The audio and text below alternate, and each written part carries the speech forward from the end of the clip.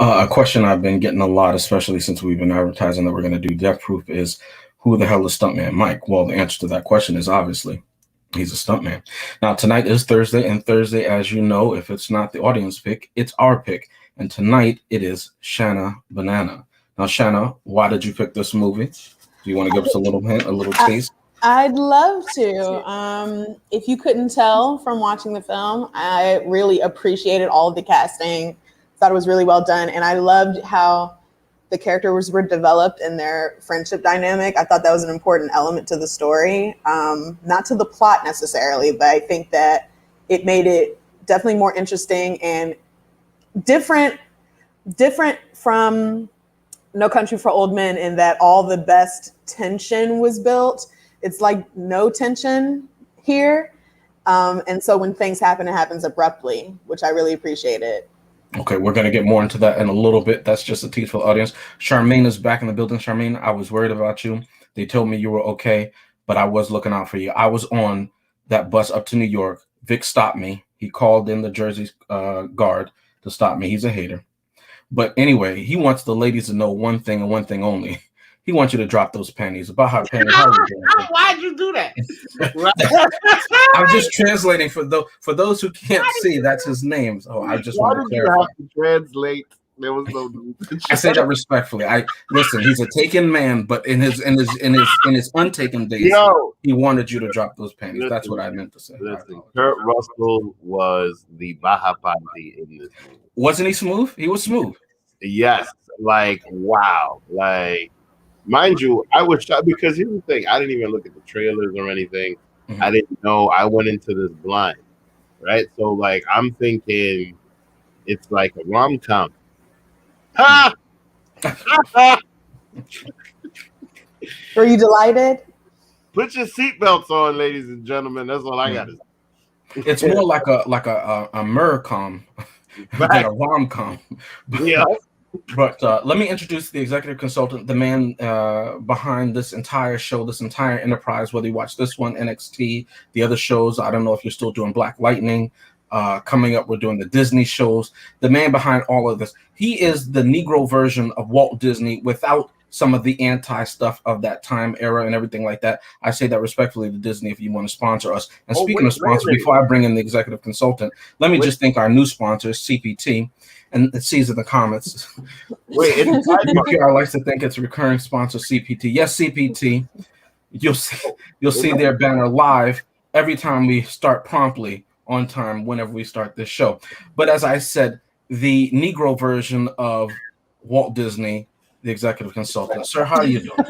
I am doing quite excellent today. I'm feeling full of life after watching this. It's a badass ever. Had a definition. It's the 68 Charger. This movie was, I tell you a little bit of behind the scenes. I was watching this movie. One of my roommates came out and said, "Is this Fast and Furious?" Yes, I can see why, because this movie was not too fast, but it definitely was furious. And I'll explain why when I get to my part.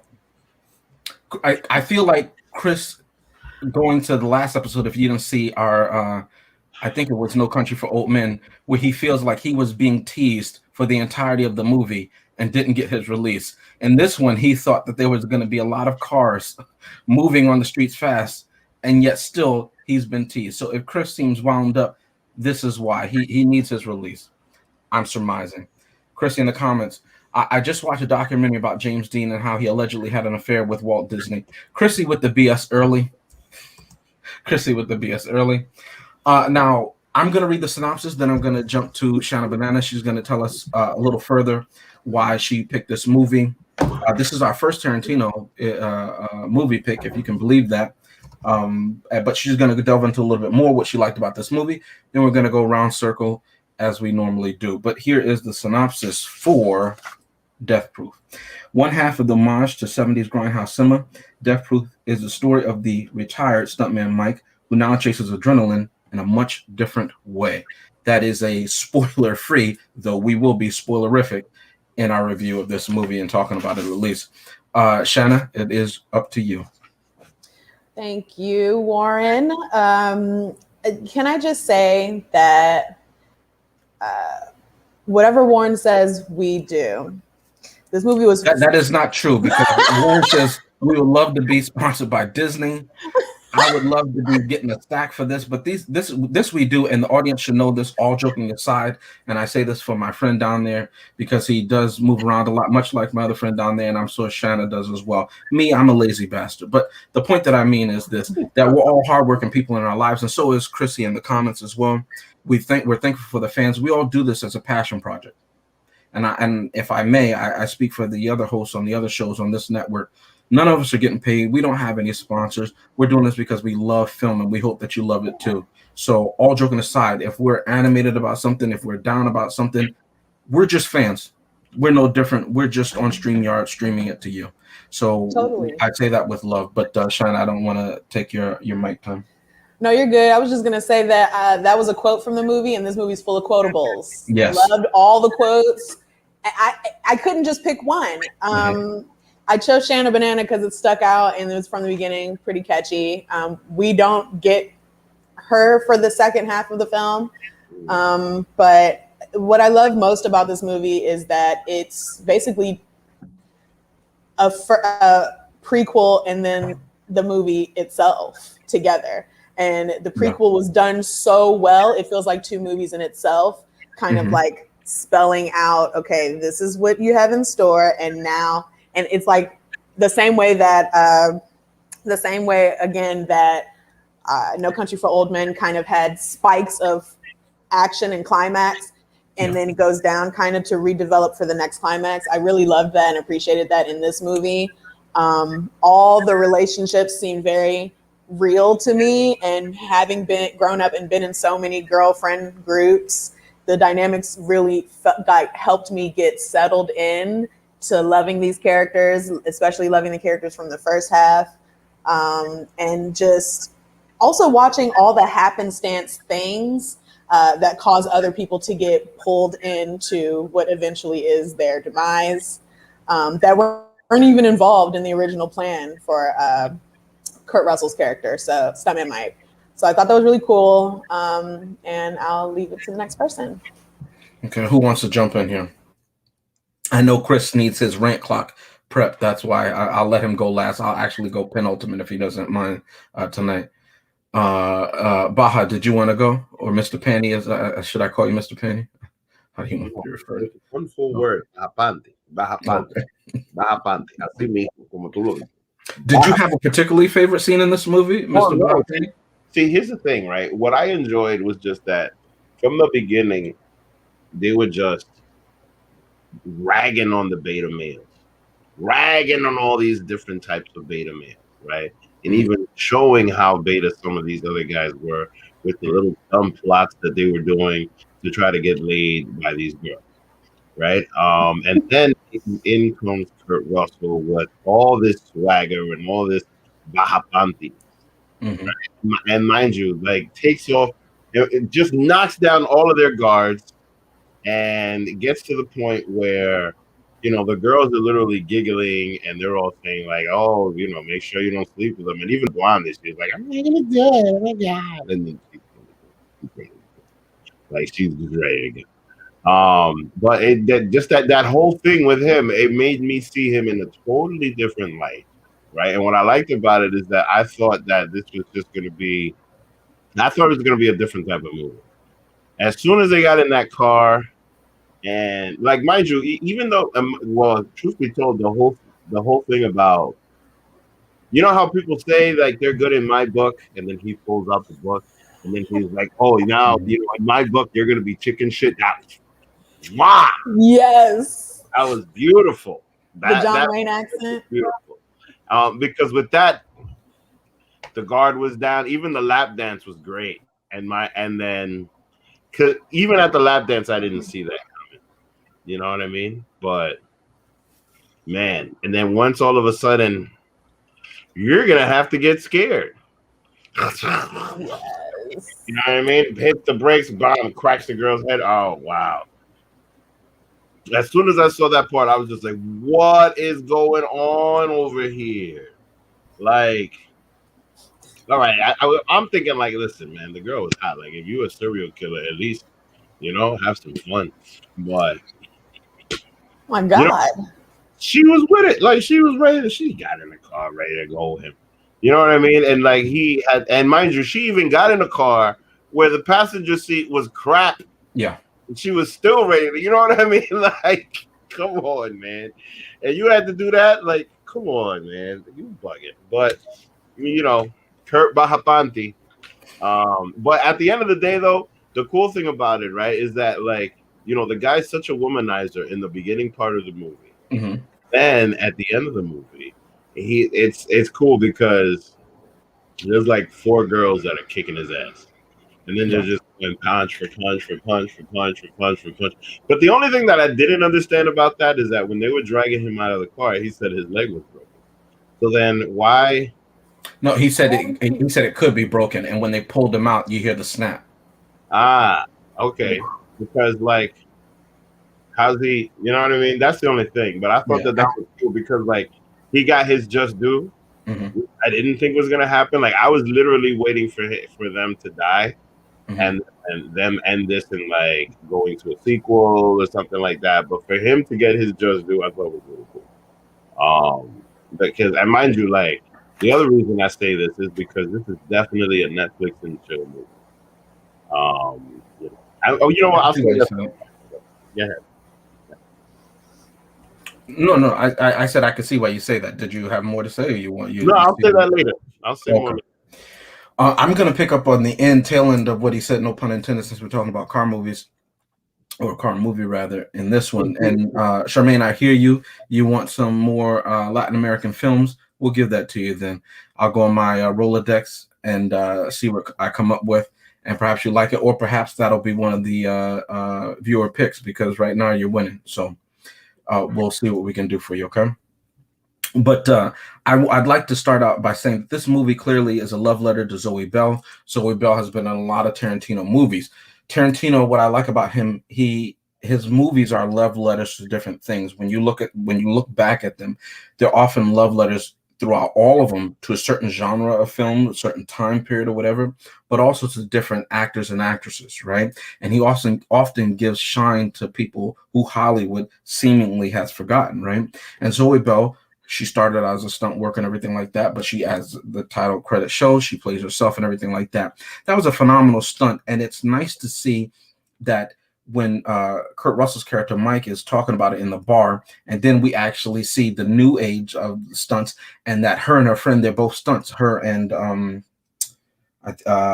Kim, they're both stunt actors, and they did the stunt before, and maybe they almost got hurt or whatever like that, but Zoe Bell wanted to do it again, and we see how they would do it, and it's a nice peek behind the scenes while you're watching a movie to show how movies are actually made.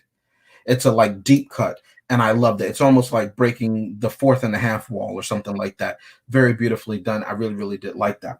Something I said last time in when we did Rogue One, and also I continued that when we did No Country for Old Men, and I'm glad that we can actually continue, because this wasn't planned, at least by me, in Death Proof, because I had never seen it before, that in No Country for Old Men, yeah, you had a competent hunter in Llewellyn Moss's character. Yes, he served 2 tours in Nam, but he's going up against a professional hitman in that one. He's only going to last so long, right? In this one, you have 2 stunt people. Well, you have 3 stunt people, right? I say 2 in the sense of 2 different sides, right? One, Stuntman Mike, who used to be, perhaps, we don't know, but this is alleged according to him, maybe 20 or 30 years before the movie starts. So he hasn't been working theoretically for all that time, as opposed to people who are in the game currently and doing it theoretically, quote unquote, 24/7. They have the upper hand, and it makes sense why, when they're pushed to their limit, they don't cower and back down. They're not afraid. They're freaked out because they're like, hey, we don't want to get run over by this car that we're in or whatever like that. But once we're squared away, it's go time. And there was no hesitation from jump. I like that they were competent. Again, as I've said throughout all the movie reviews that we did, if you're going to show a character on screen that has a dialogue or purpose, that I know their name, they're not just background character number 5, they better be competent. That's just basic filmmaking, right? And I like in this one because the movie centers around women and Kurt Russell, right? He's the only other male lead, that these women are competent, because if they're incompetent, then I'm taken out of this the sense of disbelief, as I've been talked about before, right?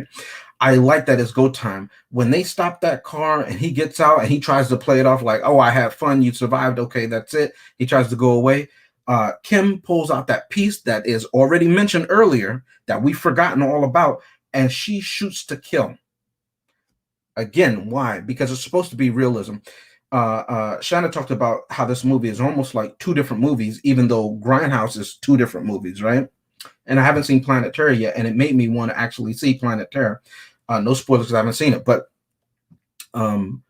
this movie, when you first watch it, it's very interesting because even the type of, and I love that he films on film, talking about Tarantino. I love that because there's a tangibility when you watch it that you don't see, because most film is digital nowadays, right? So that they can go in and touch it and change night to day and everything like that, black and white, black to white.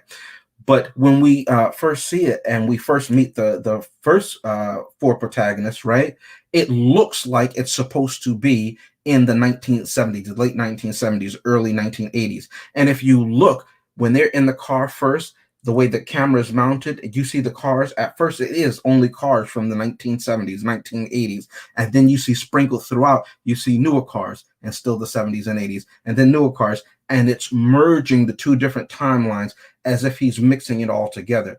I thought that was a beautiful touch. I don't know if that was intentional or not, but knowing Tarantino, everything he puts on screen has a purpose. Love that about his filmmaking, right?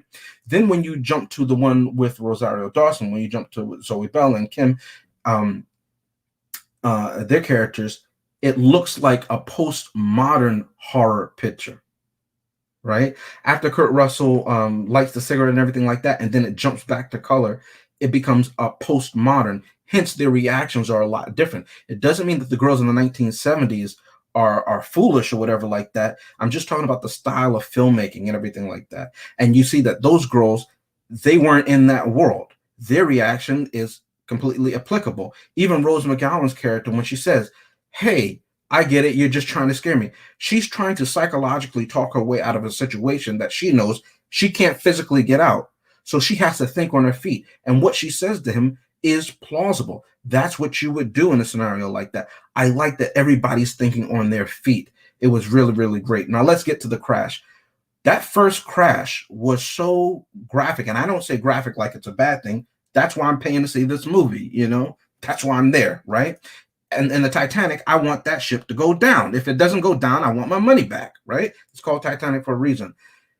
But it looks so visceral and so real. I've never seen something like that in real life. Now, I want to be delicate because, you know, nowadays we live in the age of trigger. I'm not trying to trigger. I'm talking about Death Proof. This is what happens in Death Proof. So I'm going to talk about Death Proof. That crash scene looked so realistic. It was like, wow, how did they do that? It made me want to do that. And I'm going to save a little bit, but I'll tease it for final thoughts, but I'll tease it now. Tarantino is a great inspiration for why I started to do something later on in life. Whereas before, as I've talked about in earlier episodes, I used to always draw, right? But it just looks so real. It's so well done. The cars are beautiful. It's that classic Americana. The women look good. I like that the women were in shape, but they weren't Hollywood perfect. They looked like real women. They had real women's bodies because that's what real women look like in the real world.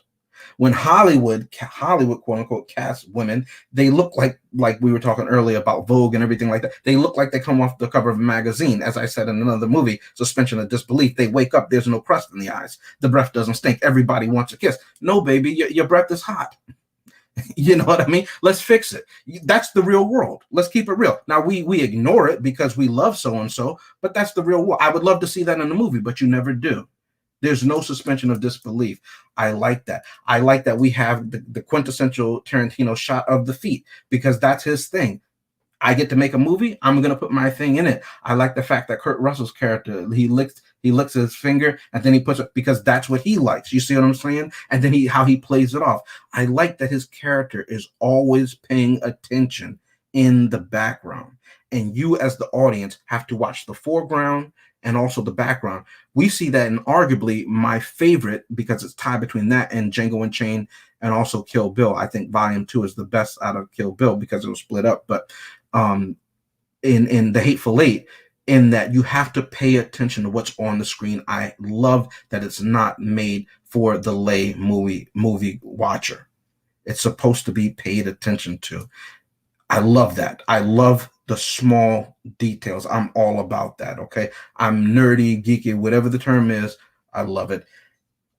So many quotes. I'll get to that later because I have a lot to say about this, Chris, but I want to hear your thoughts.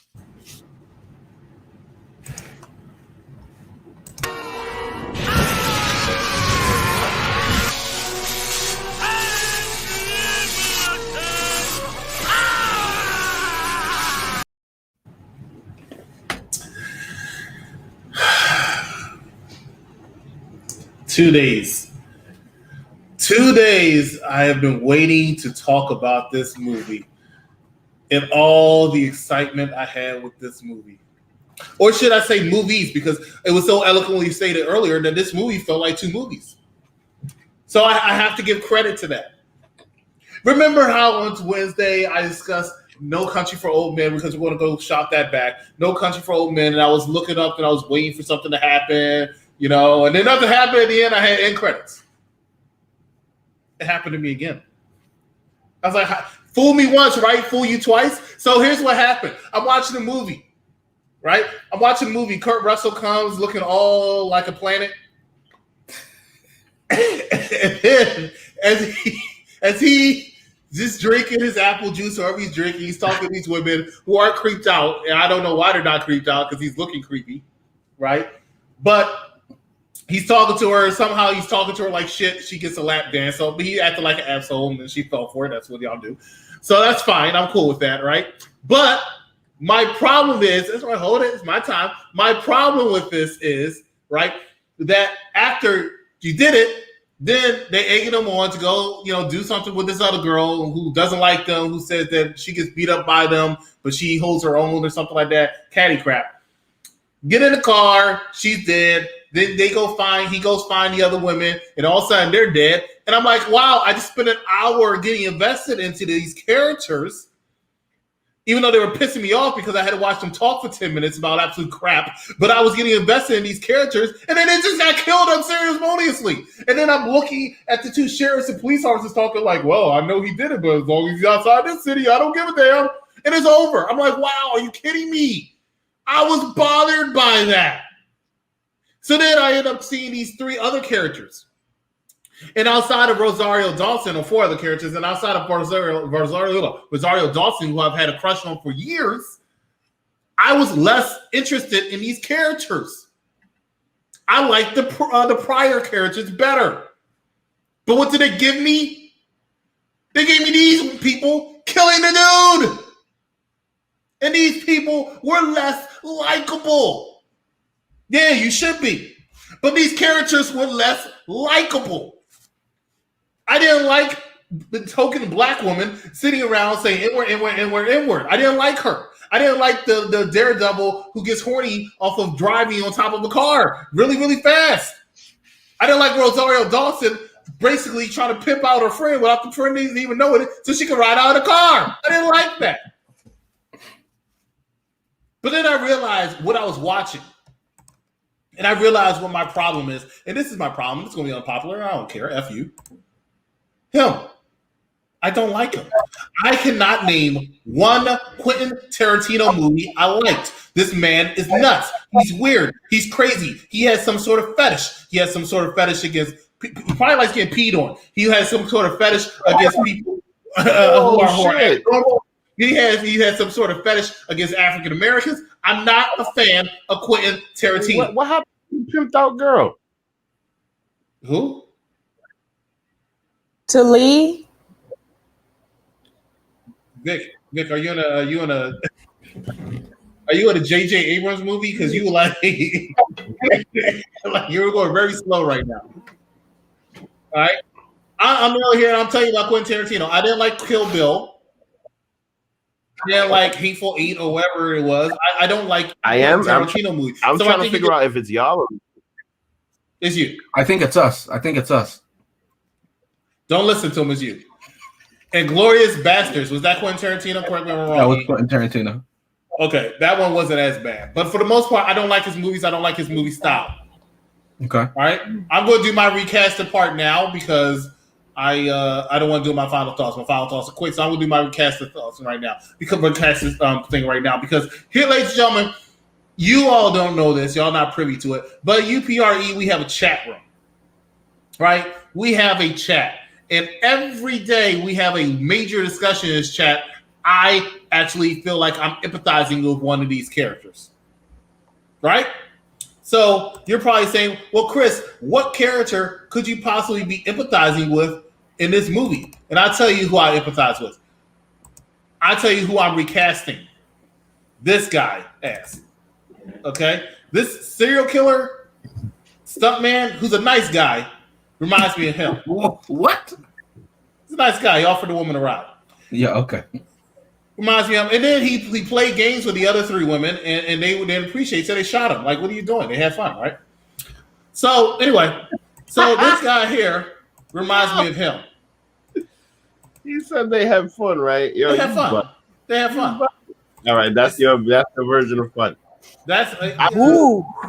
To that, I say you need therapy. Yeah. We all do. So this person right here, she looks familiar.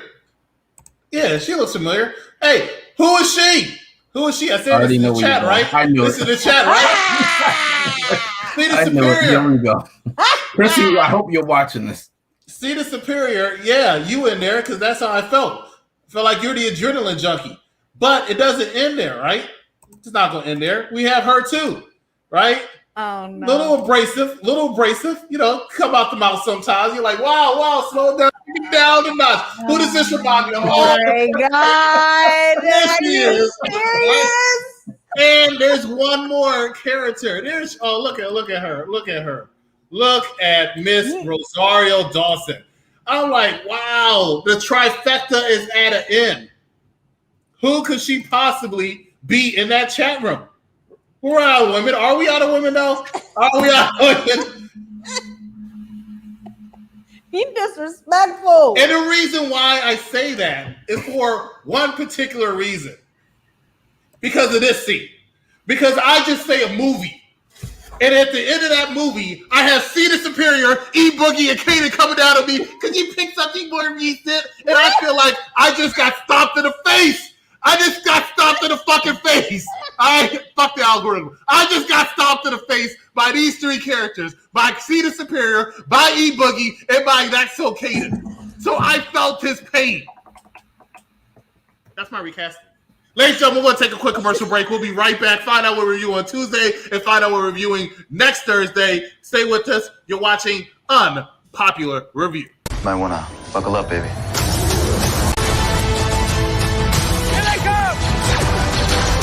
Let me give you some advice.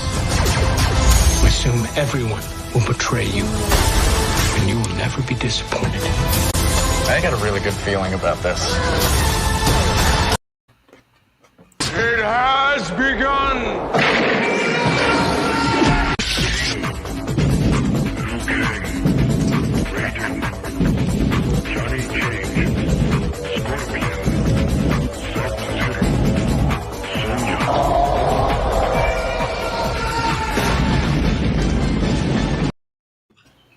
All right, ladies and gentlemen, we are back here on Unpopular Reviews. Next Tuesday, we're going to have our final Star Wars movie. It is called Solo. So join us there on Tuesday at 9 o'clock p.m. And then next Thursday, you damn right, next Thursday, we're going to have a host pick. And whose host pick is it? This guy's right here. As he said, y'all made him watch Mortal Kombat 2021 last month. Now we're going to watch a real Mortal Kombat movie in Mortal Kombat 1995 right here next Thursday, 9:30 p.m. Make sure that you join us and make sure that you pay attention to us on YouTube at UPRE, ladies and gentlemen. That's right, UPRE. This is our YouTube channel. If you have not subscribed, go ahead and hit that subscribe button as we have lots of movie and television content. So much you wouldn't believe. Let me tell you something. Just like I talked about this scene that happens in the chat almost every single day, listen to E Boogie Enlisted to See Superior. They got anime crap coming up. They got tons of LGBT stuff coming up. They got all this stuff coming up. Marvel movies, Marvel series. I'm not going to be part of any of it, but there's so much content. If you like it, I guarantee we're reviewing it, and we're going to get your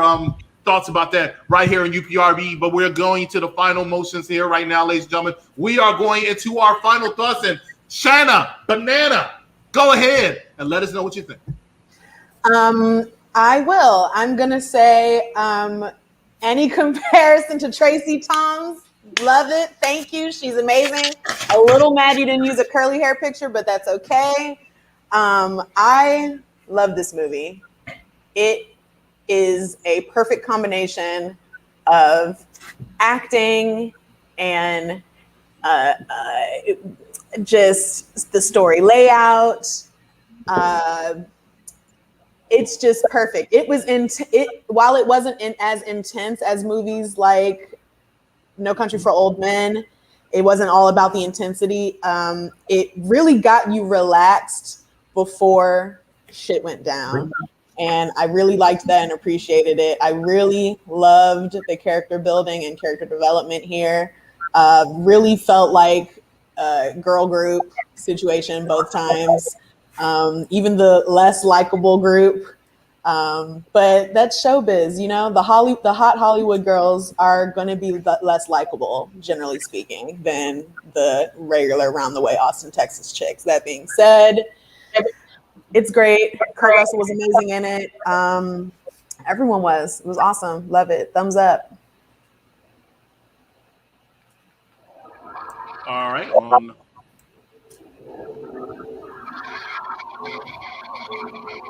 Baja Panty. Oh, okay. You guys can hear me? I'm worried that I'm laggy. Am I laggy? I am laggy. Oh, okay. Oh, okay. Perfect. Okay. Well.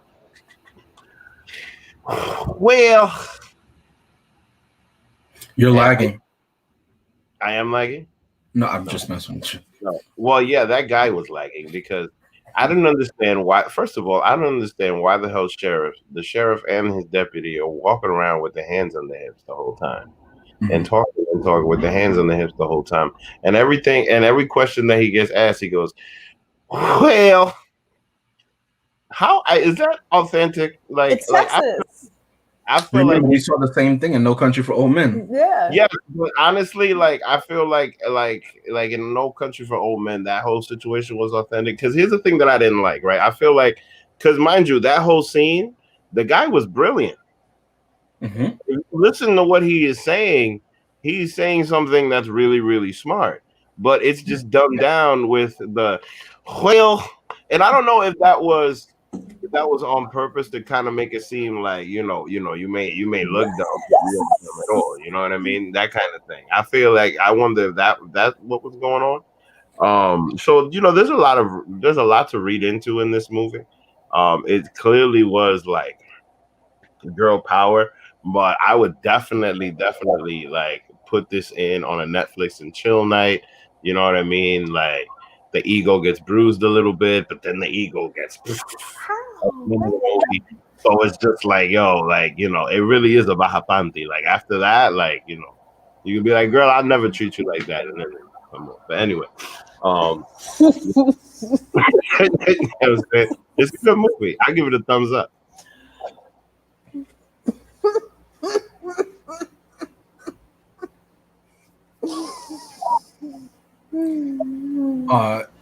It's very interesting that we're going to do Mortal Kombat next week as Chris picked, because just a few minutes ago I thought that Vic was doing that Johnny Cage shadow kick when he was lagging so long so much of the video game. And I will agree with Chris that he is probably Stuntman Mike in the group chat, because I remember one time I was in the car with him and this guy was asking for change. And Chris just rolled up the window, first move, like he had done it for years. And I said, this man's been driving for a long time. So when I saw him as Stuntman Mike, that made a lot of sense. Yeah. Now, Shanna's not going to like this, but understand what I mean when I say this. That Tracy Thoms, her acting was good, But when she was saying some of the Tarantino dialogue, as far as speaking like a roundaway girl, it didn't sound like she was used to saying it like that in her everyday. And you can hear the inflection as if it was forced for her. And so that was the only thing that caught me, because not everybody can say the dialogue. Even Tarantino says that to make it sound like they use it all the time. And that's what I really appreciate about the ensemble cast that he used. If we're going to talk about the McGraws, the sheriff and the deputy, their last name is McGraw.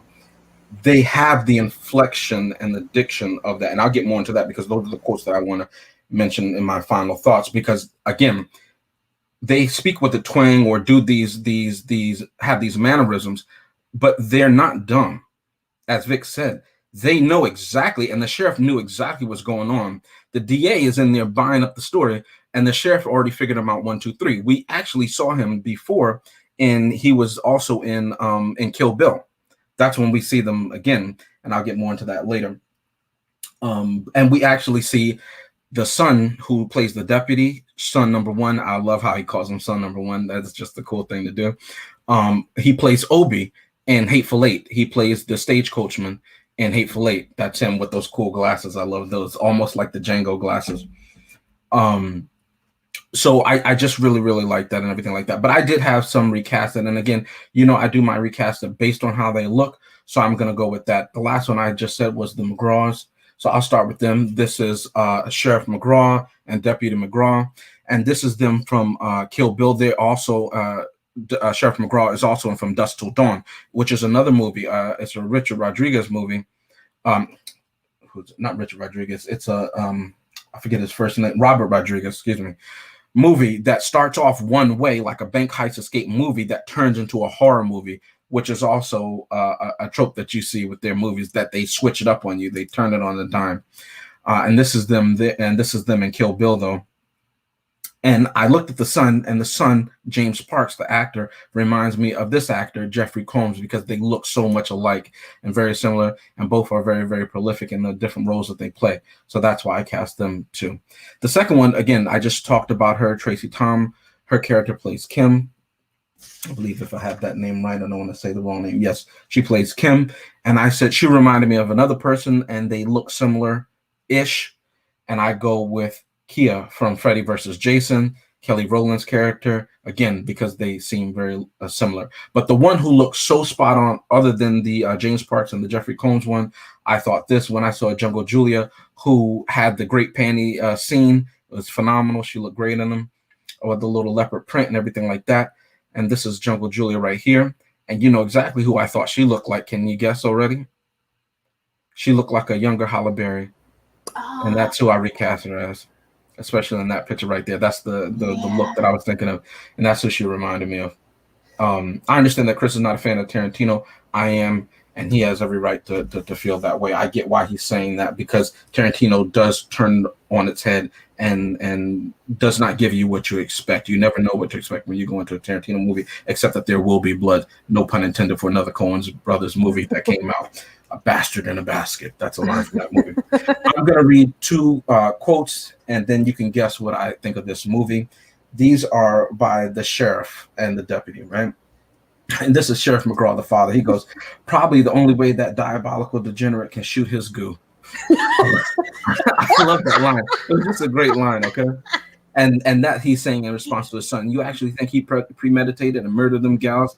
And that's when he says that. And then again, the deputy goes, "Yeah, but Pop, he got pretty banged up himself." Well, hell yeah, he got banged up. But goddamn, I mean, them pretty little girls look like a goddamn giant chewed them up and spit them out. Again, because it's the movie, that's a factual statement that he said, right? Yes. Much like when the other sheriff said they died of natural causes, and he's like, "How's that?" Well, in the course of the work that they do, it's natural causes, right? And just the last one, and this is Stuntman Mike, and I thought that Vic made a perfect point, and I caught this as well. Nowadays, I don't think that every guy, and I said this before backstage, every guy is not a man, and every girl is not a woman. I think that's something to aspire to personally, right? And in this movie, it's a great depiction of that. And younger guys don't often understand that. They think, in this case, that obviously they're not trying to, get them so drunk that they can take them behind the school dumpster and then get off because they're rich. Shout out to the legal system in this country. It's great, right? But they think that they'll be more applicable to let somebody who obviously isn't up on their level, because these are successful women and they're just some random dudes or whatever like that. They'll let us go to the cabin. But Stuntman Mike, who, again, as they say, is old enough to be their father, he just comes with that testosterone, that confidence, that self-confidence of himself, even though he happens also to be a psychopath. Like Vic said, he won. He had Rose McGowan's character. He won. He could have walked away from the table. Okay? If you know how to roll them, according to the Gambler, the song, right? Another classic from that time. Okay. And he says, well, damn it, if you ain't so sweet, you make sugar taste like salt. Just like salt. Again, it's so cheesy. But when you talk to a woman, when you lock that eye contact with them and everything like that, when you frighten them just a little bit, but also give them a mystery, they can't resist the apple. And that's what you saw in real time when he's talking to that character. And I love the interplay. I love the verbal dance, right? And then you got the lap dance. And I will say anyway, that's too much. But it's a very appealing thing when somebody wants to dance for you. And there's that energy versus when you pay for somebody to dance for you. You make of that what you will. The movie gets a thumbs up from me.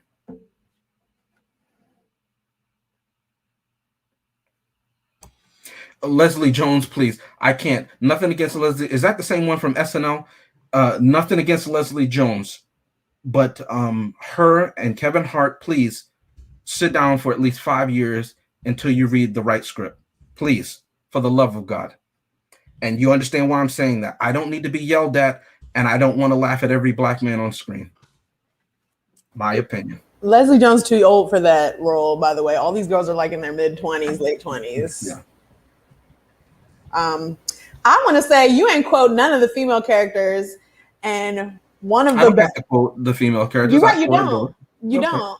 But that being said, I want to say one quote that was really funny to me and made sense when our girl Tracy Toms is defending her right to bear arms. She's like, and they're like, well, you can just pepper spray someone if they're trying to rape you. And she said, motherfucker try to rape me? I ain't trying to give him a skin rash. I'm trying to shut that ninja down. And I felt that, on a spiritual level. I'm like, yeah, I would like to maim someone who would attempt to rape me. I like that energy. That whole energy was right where it was supposed to be. Yeah. I really, really. And also, I didn't say this. When Zoe Bell grabbed that pipe because she knew she wanted to use it later. Yes. And she jumped on the side of the car like a jouster. Oh my and goodness. She jumped off and beat him in the face. Yes. Again, this is the energy I need to see. When you write, and shout out to him again, because as a writer myself, again, I'm not a professional writer, ladies and gentlemen. You might have seen that episode. I'm not a professional writer. I'm just an amateur, low-key writer. Nobody knows me. But if I were writing for a woman's character, it would be very hard because, again, I'm not a woman. I don't think like a woman. I haven't lived that experience, right? And men and women verbalize, they think, they interact with the world differently than men do, than guys do, whatever you want to say, right?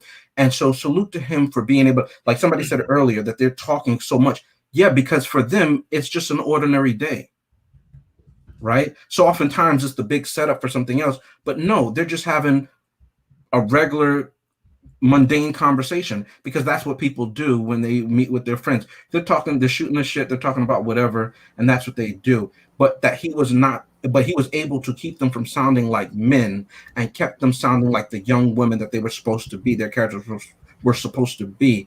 That's so incredibly hard, at least for me.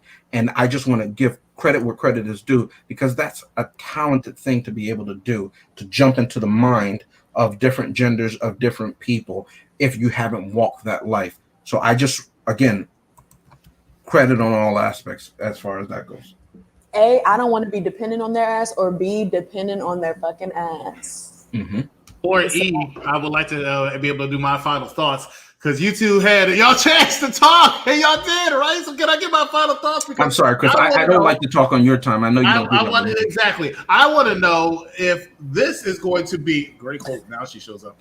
I just want to know, like, it was 3 thumbs up. Is it going to be the executive consultant to break up the monotony here? Let's find out. Let's talk about some of the good of this movie. This movie had Kurt Russell. This movie had some pretty gruesome deaths. This movie had some very attractive women. This movie, that's it for the good. Let's talk about the bad. All right, here's the bad. I saw 2 movies. I didn't like the last characters. I liked the first characters. I thought they were stupid and idiotic. No, you weren't. I didn't like the fact that they were in Tennessee because nobody gives a crap about Tennessee. There was a lot of things I did not like about this movie. Quentin Tarantino, shout out to you for ruining my life even more after I saw Kill Bill 2. So, here's the thing. You don't like Kill Bill 2? I hated Kill Bill 2. You're I hated wild. Kill Bill 2. It was one of the dumbest movies I've ever seen in my life. If I like that better than Volume 1. y'all review it, I'm calling out. I'm saying that movie was horrible. Death Proof was not that good. That being said, my criteria for movies are, what are my expectations when I go see it? Does it exceed my expectations that I enjoy the film? Answer, I enjoyed the film. Gets a thumbs up from me. Ladies and gentlemen, that's the end of us here at Unpopular Reviews Entertainment. Death Proofs. Please make sure that you join us on Tuesday as we review none other than Solo, Star Wars movie. Last one of Star Wars, and finally it is over. And then we get to do a fan pick. And then after that, we get to do James's Egos movies. And then we're getting into the Disney Renaissance. Okay, that's who we're going to do. We're doing 2 of my movies because we did one of mine late. And no, we're doing 2 of your movies. This is my birthday month. Because this is my birthday month that happens to coincide with Pride Month. I need 2 movies, even though your birthday month just passed. Your birthday month just passed, and you were humble enough. And you're humble guy. You were humble enough to do what? And speak my piece on this show. Chill. Occasionally. Anyway, so we're doing ego picks for Jesus' birthday week, and then after that, we're getting Disney Renaissance. And please make sure you understand that we only have 2 more weeks of host picks for this month, and then next month we're going to do musicals. Gag. Anyway, either way you look at it, we have a lot of good stuff coming up. Next Thursday, Mortal Kombat 1995. Make sure you watch that as well as next week. We're going to be reviewing Loki, the TV series, hit TV series that just came out a day or 2 ago. And they're going to be right here with us here at Unpopular Review on Facebook, Unpopular Review Instagram, Unpopular Review Twitch, Unpopular Review Twitter, and UPRE on YouTube. Ladies and gentlemen, for Warren, for Shannon Banana, for Baha Panty, I am the executive consultant. Thanks so much for joining us, and we will see you here next time on Unpopular Review. Good night, everybody.